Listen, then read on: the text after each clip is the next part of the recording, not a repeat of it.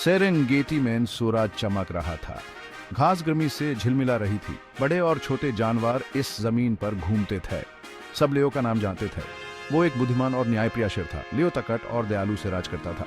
वो कमजोरों की रक्षा करता था। वो शांति बनाए रखता था। सब जानवर उसका सम्मान करते थे। लियो के 3 महत्वपूर्ण नियम थे। ये नियम सबको सुरक्षित और खुश रखते थे। वो सदा थे लेकिन शक्तिशाली। पहला नियम था सभी प्राणियों का सम्मान करना। छोटे से छोटे चूहे से लेकर लंबे से लंबे जिराफ तक सभी दयालुता के लायक हैं। दूसरा नियम था जो तुम्हारे पास है उसे बांटना। खाना और पानी बहुत कीमती था। बांटने से सबका गुजारा होता था। तीसरा नियम था कमजोरों की रक्षा करना। बच्चों, बुजुर्गों और बीमारों को मदद की जरूरत थी। उनकी देखभाल करना सबका कर्तव्य था। यह नियम सेरेंगेटी को कई सालों तक शांत रखते थे। एक साल सेरेंगेटी में भयानक सूखा पड़ गया। सूरज बेरहमी से टप रहा था। नदियां और नाले सूख गए। घास मुरझा गई और भूरी हो गई। जानवर लड़ने लगे। वो पानी के लिए बेताब थे। वो लियो के नियम भूल गए। वो सिर्फ अपने बारे में सोच रहे थे। सेरेंगेटी खतरे में था। आहा, यह मेरा मौका है। रेक्स नाम का एक चालाक सियार अपना मौका दिख रहा था। रेक्स स्वार्थी और लालची था। उस लियो के नियमों की परवाह नहीं थी। वो सारा बचा हुआ पानी अपने लिए चाहता था। रेक्स ने झूठ और अफवाहें फैलाई। उसने दोस्तों को एक दूसरे के खिलाफ कर दिया। वो अराजकता पैदा करना चाहता था ताकि वो पानी चुरा सके। जानवर रेक्स की बात मानने लगे। वो एक दूसरे पर शक करने लगे। लियो ने देखा कि क्या हो रहा है। वो जानता था कि यूज कुछ करना होगा। 5वां भाग, ज्ञान की खोज में लियो का सफर। लियो ने सलाह लेने का फैसला किया। उसने अपना अभिमान छोड़ा और एक यात्रा शुरू की। वो दिन भर तेज धूप में चलता रहा। वो थका हुआ और प्यासा था लेकिन दृढ़ था। लियो को बुजुर्ग याद आए।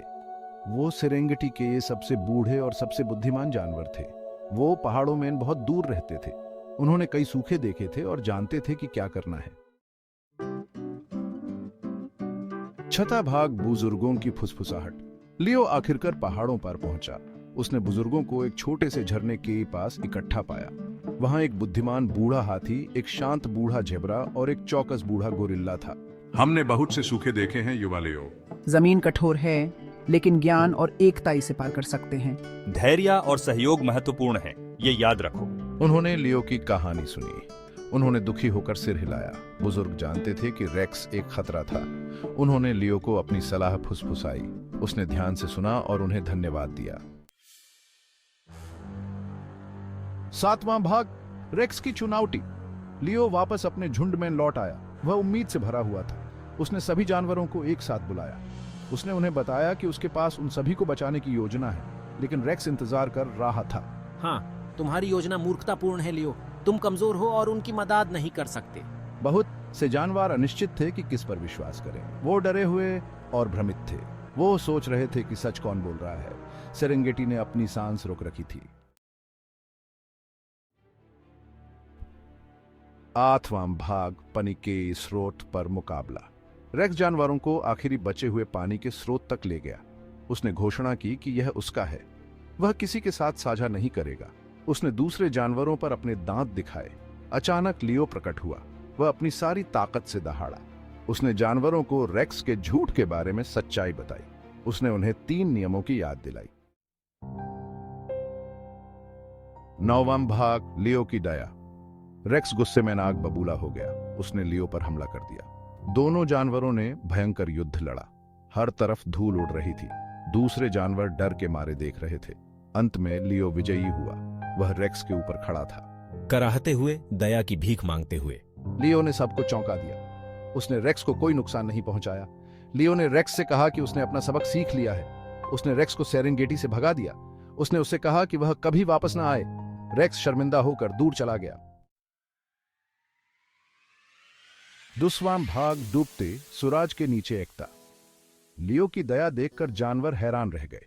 उन्हें एहसास हुआ कि रेक्स ने उन्हें धोखा दिया था।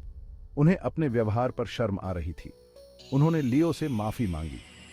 बुजुर्गों से ली गई लियो की योजना का पालन करते हुए उन्होंने सबने मिलकर काम किया। उन्होंने एक नया कुआं खोदा। जमीन से पानी उबल पड़ा। यह एक चमत्कार था। सूखा आखिरकार टूट गया। सेरेंगेटी में बारिश वापस आ गई। धीरे धीरे जमीन ठीक हो गई। जानवर फिर से खुश थे। उन्होंने एक बहुमूल्य सबक सीखा। 11वां भाग, दया का पाठ। लियो की बुद्धिमानी और दया ने सेरेंगेटी को बचा लिया। जानवरों को 3 नियमों का महत्व याद आ गया। उन्होंने सीखा कि लालच और स्वार्थ से दुख होता है। उन्होंने सीखा कि दया, करुणा और एकता ही जीवित रहने की कुंजी है। वे हमेशा के लिए खुशी खुशी रहे, एक दूसरे का सम्मान किया और अपने संसाधनों को साझा किया। सेरेंगेटी में शांति लौट आई।